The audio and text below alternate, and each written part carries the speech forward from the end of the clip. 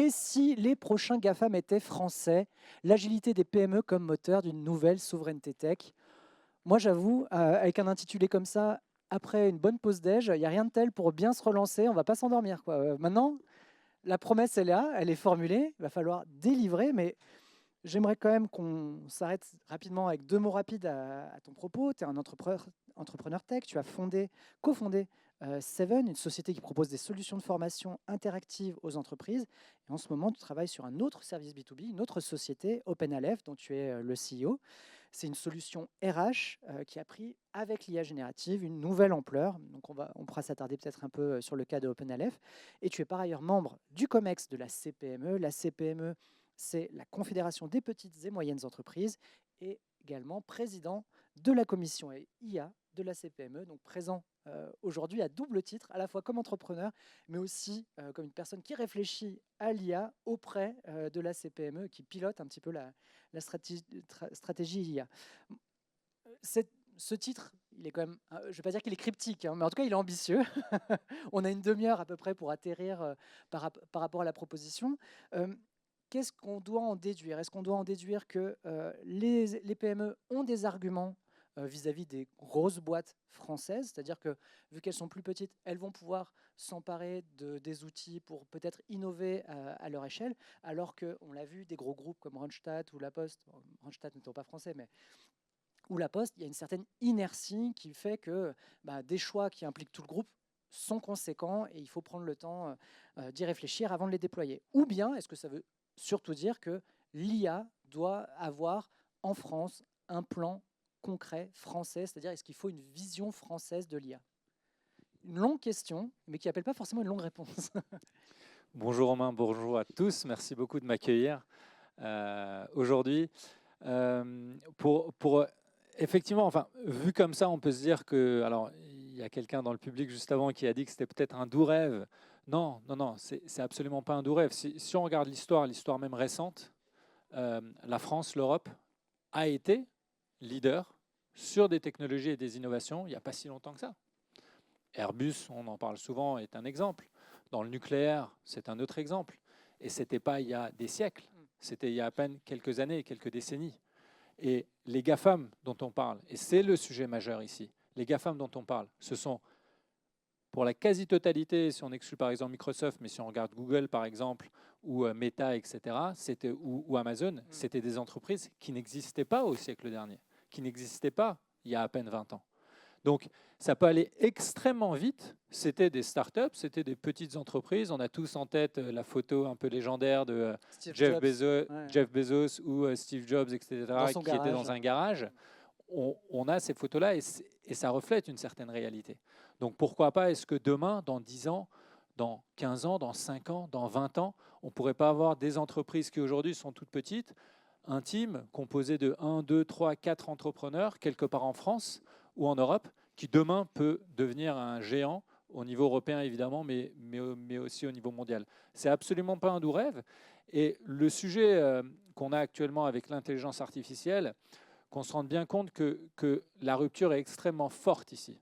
Ça, c'est une nouvelle, on va dire, un nouvel outil, mais c'est aussi toute une infrastructure, et je pense qu'on va en parler, et toute une industrie derrière qui est relativement nouvelle, même si elle s'appuie sur des technologies et des infrastructures, etc., existantes et des produits existants.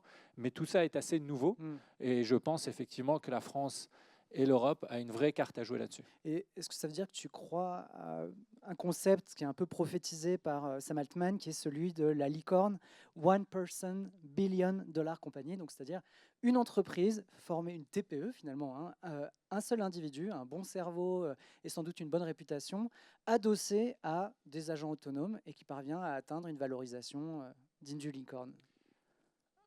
À titre personnel, oui, j'y crois. C'est-à-dire que ça peut arriver alors que ce soit alors une personne, c'est un peu une image. C'est pour illustrer ça, mais que ce soit une personne, 3 personnes, 5 personnes, mais un très petit nombre. Après, c'est un chemin assez logique. C'est-à-dire plus la productivité augmente, après la valorisation, que ce soit une licorne ou autre chose, les valos, c'est très relatif. Il y a peut-être 20 ans, 30 ans, 40 ans, des entreprises qui étaient valorisées à plus d'1 milliard, il y en avait beaucoup moins qu'aujourd'hui. Donc la notion est assez relative en économie. Mais ici, l'idée, c'est simplement effectivement de souligner qu'avec les innovations technologiques qui se sont accélérées ces dernières années, avec l'arrivée récente de l'intelligence artificielle, avec les LLM, etc., là, on a effectivement une hausse de la productivité qui est assez significative. Je peux vous prendre un exemple très concret qu'on a donc chez OpenLF, chez Seven, les entreprises que je dirige. Il y a quelques mois, nous avons notre responsable administratif et financier qui nous a annoncé qu'il allait quitter la structure après quelques années de bons et loyaux services, dont acte, donc assez classique. On a republié une offre d'emploi sur Internet. On a commencé à recevoir des candidats encore il y a quelques semaines. Et il y a à peu près 10-15 jours, avec mon directeur des opérations, on s'est regardé, on s'est dit, mais pourquoi finalement ne pas remplacer notre RAF? C'est-à-dire que ces derniers mois, on a constaté qu'on a amélioré pas mal nos process, on continue toujours à les améliorer, à automatiser, à utiliser de l'intelligence artificielle, etc. Et on s'est dit, pourquoi pas ne pas le remplacer? En tout cas, pas poste pour poste.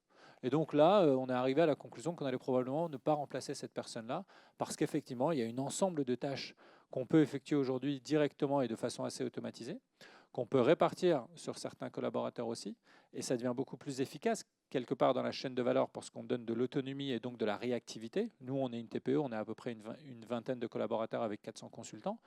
Et en fait, c'est un peu le sens de l'histoire. C'est-à-dire que des individus, des travailleurs boostés à l'IA, qui collaborent avec l'IA ont une productivité beaucoup plus forte ici et significative, on le voit de plus en plus. Et à partir de là, bah oui, en fait, si on pousse le raisonnement au bout, il y a déjà des entreprises, des startups américaines qui sont non seulement valorisées à, par exemple, plus d'un demi-milliard, mais ce n'est pas juste une question de valo, ils arrivent à générer du chiffre d'affaires en centaines de millions. Ils arrivent à quelques personnes générer plus de 100 millions d'euros de chiffre d'affaires. C'est majeur, en fait, C'est comme souvent réaction. adossé à un nom. C'est-à-dire, c'est des gens qui, ça peut être des cofondateurs de OpenAI ou ce genre de choses, qui mènent leur Quand c'est des stars, oui. Ouais. Là, on parle là, c'est par rapport à la valorisation. C'est-à-dire qu'on les valorise, on valorise le talent. Là, je parle vraiment de services rendus, de leur capacité à répondre, à offrir, par exemple, un service. Donc, il faut faire du travail, mais ils sont à quelques-uns. Et comme toute la chaîne de valeur, ou une grande partie de la chaîne de valeur est automatisée ou en tout cas extrêmement productive, ils arrivent à offrir autant de services que ça. Donc, pour revenir à la CPME et les TPE, PME françaises ou même les grands groupes, on se pose la question, c'est-à-dire, mais au final, on entend des entreprises dire, parfois des dirigeants d'entreprises, dire, mais pourquoi est-ce qu'au final, je m'intéresserais à l'intelligence artificielle? Pourquoi en intégrer? J'ai un grand groupe, j'ai une belle entreprise, 200, 300 collaborateurs. Ce que je vous raconte là, c'est un vrai cas. C'est une entreprise qui générait plusieurs dizaines de millions d'euros de chiffre d'affaires, qui va plutôt très bien, implémentée en France. Et il me disait, mais pourquoi au final le faire? Effectivement, certains connaissent la théorie de diffusion de l'innovation. Ça prend un certain temps, l'innovation, à se diffuser. Ça, on en est conscient, on le voit à chaque fois, peu importe l'innovation. Mais le vrai sujet, c'est ce monsieur ou cette entreprise-là, oui, ils n'ont pas spécialement besoin de le faire. Ils génèrent de la marge aujourd'hui, etc. Mais qu'est-ce qui va se passer quand l'entreprise d'à côté va arriver à faire le même service 2 fois, 3 fois, 4 fois plus rapide. Le même service avec 2 fois, 3 fois, 4 fois moins de personnes. Donc avec potentiellement 10, 15, 20, 30 points de marge supplémentaires. Et qui aura la capacité de baisser ses prix sans baisser la qualité en face. Et donc en réalité, il faut qu'aujourd'hui, de manière beaucoup plus significative et importante, surtout qu'on ne parle pas que de la France, on parle de l'Europe, on parle du monde dans sa globalité, on soit absolument conscient de ce qui est en train de se passer, de cette rupture qu'il y a aujourd'hui, et la manière dont on va l'aborder. Et évidemment, à la CPME, on essaye d'accompagner le mieux possible les TPE et les PME, et on essaye aussi d'influencer autant qu'on peut le public, le pouvoir politique, etc., le législateur, pour aller dans la bonne direction par rapport à ça. Et ce matin, avec Julien et Caroline, on a quand même abordé la question de la rentabilité, la question de la productivité. En gros, est-ce que ça apporte vraiment de la croissance d'intégrer l'IA en entreprise? On a aussi, avec Caroline, brossé un petit peu le portrait de l'écosystème startup IA en France, où globalement, elle disait que ça avait effectivement suscité un appel d'air qui fait qu'énormément de startups se sont lancées, mais qui souvent proposaient le même produit sans vraie plus-value. Et d'où ma question qui est un peu, aujourd'hui l'IA c'est un fétiche, à la fois pour des entrepreneurs qui veulent se lancer dedans parce qu'ils savent qu'il y a un peu d'argent facile, il y a des opportunités, et de l'autre côté, il y a aussi des patrons qui veulent intégrer de l'IA pour justement ne pas être en retard. En gros, ils se disent, il y a une révolution qui est en train de se faire, il faut que je le fasse, mais on l'a vu, on l'a abordé avec la table ronde de tout à l'heure, il faut être prêt à le faire. Et donc, est-ce qu'aujourd'hui, on n'est pas en train de dépenser beaucoup d'argent pour créer des entreprises ou les financer ou déployer l'IA dans des entreprises qui n'en ont pas besoin ou qui le font mal? Juste pour préciser la question, quand tu dis on dépense beaucoup d'argent, tu parles du public ou du privé? C'est plutôt privé, là. Privé? Ouais. La question, en fait, tout est dit dans la question. Le fait même qu'on s'interroge de savoir est-ce qu'on est en train de dépenser trop d'argent ou mal pour l'innovation, mal ou trop, tout est dit dans la question. Je pense personnellement, en fait, toute innovation vient avec des erreurs. Je veux dire, toute adoption d'innovation vient avec des erreurs. On avance en test and learn. Donc évidemment qu'il y a des startups aujourd'hui qui sont en train de se lancer, qui se démultiplient, qui proposent le même service avec potentiellement, dans certains cas, une faible valeur ajoutée réelle. Oui, ça arrive. Il va y avoir une divergence, on va dire une ouverture sur le nombre de startups, de solutions. Et comme toujours, en fait, tout est cyclique, il va y avoir une convergence derrière sur les vraies solutions qui réellement apportent de la valeur ou réellement répondent à un besoin. Mais c'est justement cette philosophie, cette culture que là, en fait, reflète pour moi une vision où on avance en essayant de gérer le risque, d'optimiser de l'innovation trop prudente, alors qu'en réalité, testons, on a de la marge. Je veux dire, oui, évidemment, on teste, ça ne fonctionne pas, on réoriente, on pivote, etc. Que ce soit un entrepreneur, un start-upper qui va lancer une solution, il va peut-être pivoter une fois, deux fois, trois fois avant de trouver la bonne solution, ou même pire, il ne va pas trouver la bonne solution, il va fermer sa start-up, il va passer à autre chose, et ce n'est pas bien grave. Ou un dirigeant d'entreprise qui va essayer, lui, d'implémenter une solution, au final, oui, il va implémenter telle solution, finalement, il réalise que ses collaborateurs ne l'ont pas bien adopté, ou ça n'a pas bien fonctionné, etc. Ce n'est pas grave, il fait machine arrière. On a eu ce matin, on va voir cet après-midi différentes personnes de différents grands groupes. C'est exactement ce qu'ils font, que ce soit Randstad, La Poste, etc. Ils testent, ils ont des organisations, ils font du bêta-test sur une petite équipe, etc. Ça marche pas. Ça marche, tiens, on va le déployer un peu de manière plus large. Il faut le réorienter parce que là, c'est trop large. Au final, ce n'est pas le même mécanisme. Et ainsi de suite, et ainsi de suite. Mais cette crainte, le fait même de se poser la question, selon moi, c'est précisément ça qu'il faut changer. C'est cette philosophie-là que dans le privé et dans le public, nous devons changer. Si on veut réellement pouvoir avoir les GAFAM qui soient français demain. Intéressant, et effectivement, c'est un point qu'on a abordé un petit peu plus tôt. On parle beaucoup du software. Ça, quand on pense à l'IA, on a le produit virtuel et on oublie souvent tout l'aspect matériel derrière. Les infrastructures, on en a un peu parlé quand même ce matin avec Zied, mais est-ce qu'il n'y a pas une opportunité, même si le matériel, sauf chez Nvidia, mais en tout cas, c'est vrai que la partie matérielle de Nvidia peut être peut-être un peu sexy, mais est-ce que les infrastructures, ce n'est pas une opportunité pour les PME ou pour les ETI françaises de se dire, OK, c'est peut-être moins clinquant que d'avoir son LLM français, mais en revanche, on est porteur de la question de la souveraineté et on est acteur vraiment de l'IA en France. Encore une question un peu longue. Peut-être la réponse encore. Sincèrement, je ne sais pas ce qu'il y a de plus ou de moins clinquant entre... Et évidemment, je respecte tous les secteurs, mais je ne pense pas spécialement que Nvidia, tu l'as cité, mais que AWS, Google Cloud et d'autres entreprises, on pourra en parler, soient plus ou moins clinquants que LVMH ou Total. Aujourd'hui, les leaders, les grandes entreprises du CAC 40 français, c'est LVMH, Total, etc. etc. Il faut qu'ils soient là, ils sont là, ils continuent à grandir. Je veux dire, oui, LVMH, c'est le savoir-faire français.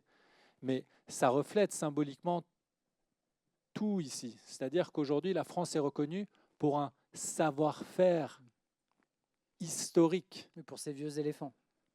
La France est peu reconnue ou peu entendue pour les innovations qu'on aurait apportées sur les 10, 20 dernières années. Donc, tout est là. Évidemment qu'il faut garder LVMH. Et évidemment que ce qu'un entrepreneur assez extraordinaire comme Bernard Arnault a fait est vraiment incroyable et on doit s'en inspirer. Mais on doit s'en inspirer, on doit aussi créer de nouveaux acteurs ici. Ce n'est pas moins clinquant. Et pour revenir sur ce qu'on voit derrière les LLM, derrière Mistral, OpenAI, etc., il y a effectivement une industrie qui est gigantesque. Il y a les data centers, il y a tout le cloud. On est à peu près plutôt absent. Moi, j'essaie de soutenir autant que possible tous les acteurs français comme OVH, Scaleway, etc. Mais on est assez absent. Je veux dire, le leader français, son chiffre d'affaires mondial fait 1 milliard d'euros de chiffre d'affaires. OVH, je crois, en 2024, c'est 1 milliard d'euros. 1 milliard d'euros, c'est même pas ce que va faire un Google Cloud qui est une partie en France ou en Europe. Je veux dire, là, il faut juste se rendre compte des ordres de grandeur ici. Donc, il y a toute la partie data center, évidemment, cloud, on en parle de plus en plus parce qu'on parle de souveraineté. Et après, il y a toutes les machines, les puces qui sont gravées à Taïwan. Donc, les Américains se sont positionnés avec je sais plus, leur Chip Act, je crois que ça s'appelle, il y a quelques années sous Biden, et ça avait été initié avec Obama, etc., pour sortir de la dépendance à Taïwan. Il faut que la France se positionne. On a des acteurs qui savent graver des puces, alors pas avec autant de précision que les Taïwanais sur les puces d'NVIDIA, etc. Mais l'innovation arrive. On a vu très récemment d'ailleurs une start-up française qui vient de lever 40 millions d'euros qui espère concurrencer NVIDIA. Donc il faut qu'il fasse, enfin il a fait sa puce maintenant, il faut qu'il passe en phase industrielle. Ça va peut-être prendre un peu de temps, mais ils peuvent concurrencer. Donc il y a les puces. Mais quand on regarde l'ensemble de la chaîne de valeur, les puces sont gravées avec quoi comme machine? Ce sont des machines lithographiques. D'ailleurs, les puces d'NVIDIA sont gravées à Taïwan par des machines fabriquées par un groupe qui s'appelle ASML, qui est un groupe néerlandais. Ouais. Donc au final, c'est assez extraordinaire. C'est-à-dire l'Europe est au tout début de la chaîne de valeur.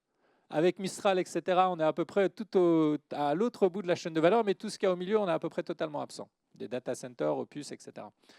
Donc là, on se dit, si on est présent au début et vers la fin, autant essayer de se positionner avec une vraie politique ici. Évidemment, il y a des politiques publiques. Il faut lancer des initiatives, etc. La France, l'Europe doit significativement se positionner là-dessus et permettre l'émergence de grands acteurs et la présence d'acteurs globaux déjà existants. On ne va pas tous les citer, mais ça peut aller de Thales à des groupes comme La Poste, à des groupes comme Randstad Digital, etc. Tout le monde doit se positionner, et aussi les startups qui apportent cette innovation, ce nouveau savoir-faire. Pareil pour NVIDIA. NVIDIA, il y a à peine quelques années, vous regardez leur cours de bourse, ça a tellement monté que c'est un ligne plat proche de zéro. On a l'impression qu'il ne valait rien, NVIDIA. Je vous parle d'un autre groupe, CoreWeave. Personne n'en parle de CoreWeave. C'est une société française américaine qui propose des data centers, des services de cloud, qui est née à peine il y a quelques années. Ils se sont positionnés massivement en 2022, je crois à peu près, sur l'IA, voyant l'IA arriver. CoreWeave, c'était, je crois, quelques dizaines de millions d'euros de chiffre d'affaires il y a à peine 3-4 ans en arrière. Ils sont en train d'annoncer 10 milliards de chiffre d'affaires. C'est 3 traders qui l'ont créé, donc ce n'est même pas des ingénieurs, ils n'ont pas apporté d'innovation particulière. Ils ont vu l'IA arriver, ils sont allés voir les banques, ils ont dit il nous faut de l'argent. Pour avoir l'argent, ils sont allés voir les clients finaux, OpenAI, etc. Ils leur ont dit écoutez, nous, on va vous proposer des data centers avec les meilleures puces d'NVIDIA. Est-ce que vous êtes prêts à travailler avec nous? Ils ont pris les commandes. Ils sont allés voir NVIDIA. Ils ont dit regardez, on a plein de commandes de OpenAI, etc. Est-ce que vous êtes d'accord de nous prévendre vos puces avant même de les fabriquer? Et NVIDIA a dit ok, évidemment, je vais te vendre mes puces. C'est un client supplémentaire. Ils ont acheté toutes les puces, beaucoup de puces de NVIDIA en avant-première. Ils ont pris leurs commandes d'NVIDIA. Ils sont allés voir les banques. Ils sont allés voir les banques et ils ont mis en collatéral les puces d'NVIDIA en disant on va avoir les puces d'NVIDIA, donnez-nous l'argent pour qu'on puisse payer les puces d'NVIDIA.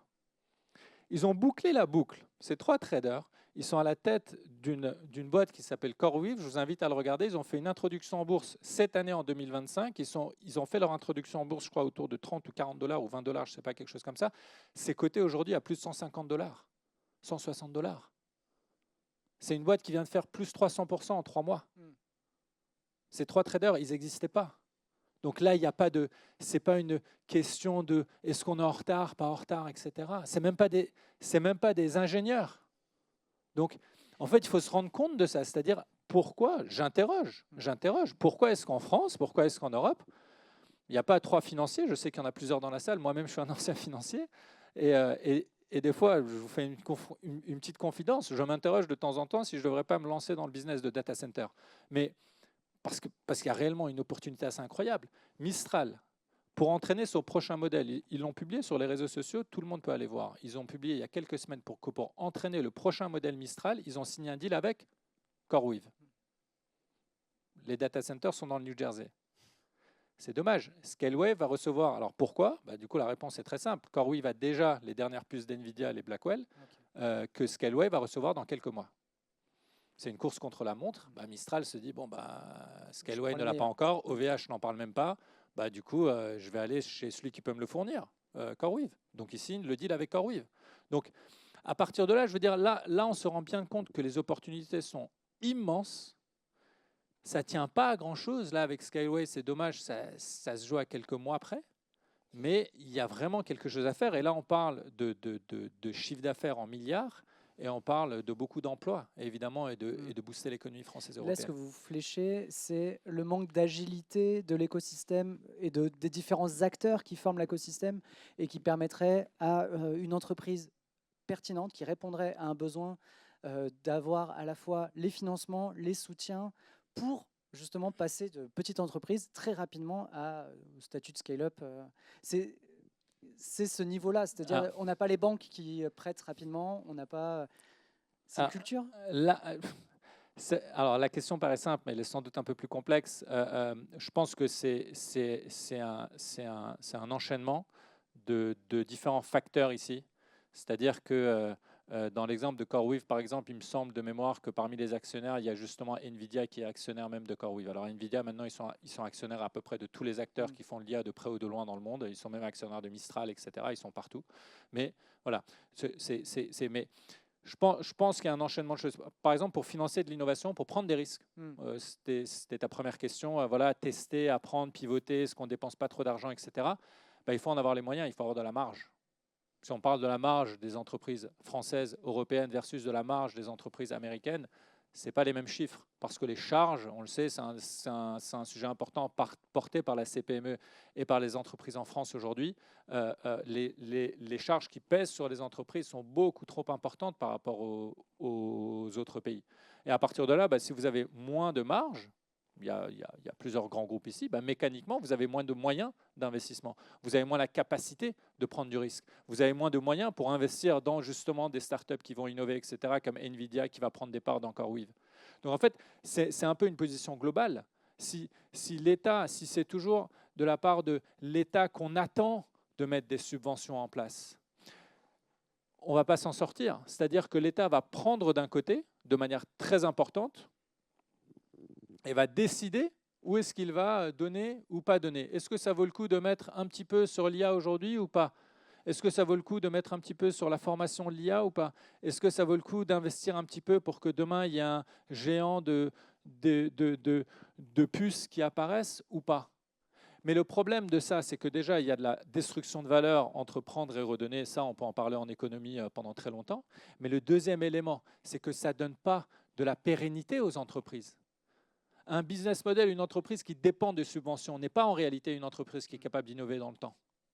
Donc en réalité, il faut donner de la visibilité. Comment est-ce qu'on donne de la visibilité? Moi, mon premier message, c'est de dire on ne veut pas de subventions. On ne veut pas de choses qui sont fléchées. On veut juste, effectivement, des commandes, que ce soit public ou privé, et on veut qu'on nous laisse suffisamment de bénéfices, suffisamment de marge pour qu'on soit capable de réinvestir et d'innover. Quand on a ce discours-là, on nous dit oui, mais regardez, les entreprises du CAC 40 distribuent beaucoup de dividendes. Justement, les entreprises du CAC 40 distribuent beaucoup de dividendes parce que ce sont des anciennes entreprises. Si on reprend, on connaît tous le modèle de BCG, le vache à lait, etc. On a quasi totalement que des vaches à lait dans le CAC 40. Amazon je crois que je ne sais même pas si Amazon a encore distribué des dividendes. En tout cas, pendant très longtemps, ils n'en ont pas distribué. Meta a annoncé ses premières dividendes l'année dernière, alors que ce sont des entreprises qui font des bénéfices gigantesques, rien à voir avec les entreprises du CAC 40. Pourquoi? Parce que ce sont encore des entreprises, en réalité, quelque part jeunes, en train d'innover en hyper-croissance, qui investissent énormément, qui réinvestissent et investissent.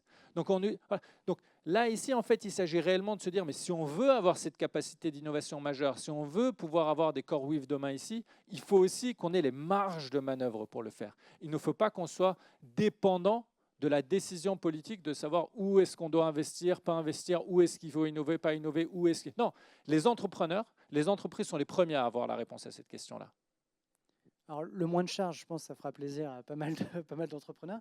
Mais en soi, Il faut venir adhérer du coup à la CPME pour qu'on on a soit aussi, plus on a nombreux à aussi défendre la parlé position. du fait que, en tout cas, bon, l'Union européenne a l'air de se préparer, ce matin on l'a vu, pour flécher un certain nombre d'investissements, mais on a eu des interlocuteurs qui en France disaient aussi qu'on manquait quand même en France aujourd'hui de fonds pour porter, pour aider les entreprises françaises dans l'IA. Donc si en plus il n'y a plus les entrées d'argent des charges, ça risque d'être un peu complexe. Donc, je me mets à la place du gouvernement sur ces questions-là. Vous réclamez moins de charges, mais quelles sont les garanties? Parce que des cadeaux faits aux entreprises, il y en a eu quand même ces 10 dernières années. Et le retour, il n'a pas toujours été là. Et j'imagine que la French Tech, qui a été un écosystème qui a longtemps été porté, moi je les voyais, j'ai couvert les CSE, ou la France, très présente, on était le pays avec le plus de startups à Las Vegas, plus de 600 entreprises. In fine, combien de ces entreprises sont devenues des licornes? Une nouvelle fois, la réponse est dans la question. L'État a fait des cadeaux aux entreprises. L'État a fait des cadeaux aux entreprises, mais l'État n'est pas là pour faire des cadeaux aux entreprises. L'État prend tellement aux entreprises que derrière ils disent, regardez, on a redonné sous telle ou telle forme X ou Y. On a pris 10, on a redonné 2. Du coup, on a fait 2 de cadeaux. Non, non, vous avez pris 8. Il y a vraiment une nuance. L'État a fait des cadeaux. Du coup, ils attendent quelque chose en retour. Mais nous, on dit, ne nous donnez pas, ne nous donnez rien, prenez juste moins. Ainsi, on a de la visibilité. C'est toute la philosophie ici. L'État a décidé de lancer tel ou tel programme pour promouvoir. Les anglo-saxons ne font pas ça, ils promeuvent rien. Ce sont les entreprises qui prennent les initiatives, parce qu'eux ont la force de frappe. Nous, on donne tellement qu'on devient dépendant d'initiatives d'État. On ne demande rien à l'État. On demande justement que l'État nous laisse entreprendre, nous laisse agir. Sans doute réglemente, contrôle, cadre, mais nous laisse à un moment donné agir aussi dans ce cadre-là. Ce n'est pas l'État qui doit stimuler l'innovation. Ils peuvent le faire, la commande publique, etc. Évidemment, je ne remets pas tout ça en question, mais là, je parle un peu de manière plus macroéconomique. L'innovation vient des entrepreneurs et des entreprises. Nous sommes ceux qui agissons. L'État est simplement là, dans certains cas extrêmement précis, pour cadrer et nous soutenir éventuellement. Et sinon, surtout, pour nous donner suffisamment de garanties et de sécurité pour qu'on puisse agir de manière durable et sereine. Pas pour biberonner, quoi. Surtout pas pour biberonner, et surtout qu'on arrête avec cette histoire de l'État nous a fait des cadeaux. L'État nous fait strictement aucun cadeau, c'est-à-dire cumulé entre ce qu'ils nous prennent et ce qu'ils nous redonnent, ça, on reste, je veux dire quand on prend le net, on reste beaucoup plus taxé que beaucoup d'autres pays en Europe ou dans le monde, c'est incomparable. Donc non, il ne nous faut aucun cadeau. Ça c'est un discours politique qu'on entend de plus en plus et la question aujourd'hui le reflète. Mais encore une fois, je ne jette même pas la pierre aujourd'hui au gouvernement ou quoi que ce soit parce que c'est quelque chose qui s'inscrit dans un temps beaucoup plus long. Mais c'est effectivement, on sent qu'il y a une espèce de petite philosophie à changer. Parce que pourquoi, encore une fois, on n'a pas été capable de se positionner sur le cloud depuis les années 2000? On n'a pas été capable d'apporter des innovations beaucoup plus importantes, justement parce que ça fait beaucoup trop longtemps que les charges ont augmenté de plus en plus. On pensait que ça allait avoir aucun impact, que c'était indolore. L'impact majeur que ça a aujourd'hui, c'est qu'on est absent sur l'ensemble, sur la quasi-totalité des industries les plus innovantes des 20 dernières années. La France et l'Europe est quasi totalement absente. Ça, c'est l'impact que ça a eu, qu'a eu ces hausses de charges ces dernières années. Et si on n'essaie pas de changer le mouvement, si on compte toujours sur les pouvoirs publics pour venir injecter un peu d'argent par-ci, un peu d'argent par-là, c'est toujours mieux que rien, on va pas s'en plaindre. Mais nous, on préférait qu'on change complètement de modèle ici. Merci beaucoup Yaya, on arrive pile poil, il est 45, on a commencé à écart. On termine quand même sur une conclusion un peu dure, mais qui je pense pourra susciter du débat à l'issue de cette journée. Donc merci beaucoup. Merci infiniment de m'avoir reçu.